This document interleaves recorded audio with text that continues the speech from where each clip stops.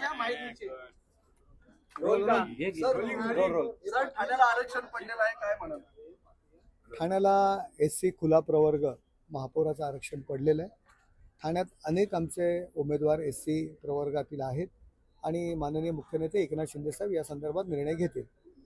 ठाण्यामध्ये सत्ता समीकरणामध्ये कोण कोण सामील आहे तुमच्याबरोबर मित्र पक्ष? शिवसेना भाजप आमची महायुती आहे, त्यामुळे सत्ता समीकरणामध्ये सर्वजण त्यामध्ये सहभागी होतील. भारतीय जनता पार्टीचे नेते आहेत, आमचे नेते आहेत, एकत्र बसून निर्णय घेतील. मस्के सर, खरं तर मुंबई महानगरपालिकेची निवडणूक झाली आणि मुंबई महानगरपालिकेमध्ये अनेक भाजपच्या बंडखोर उमेदवारांमुळे शिवसेनेचे जे उमेदवार होते ते पराभूत झालेले आहेत.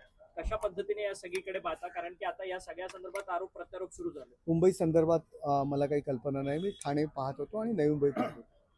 केडीएमसी मध्ये मनसेसोबत आता तुम्ही जुळवून घेतलेलं आहे आणि खरं तर संजय राऊत यांनी आज देखील एक स्टेटमेंट केलंय की राज ठाकरेंना ही कोणती गोष्ट माहीत नाहीये की मनसेने या सगळ्या संदर्भात पाठिंबा दिला. यामध्ये संजय राऊत साहेब राजसाहेबांचा अपमान करत आहेत.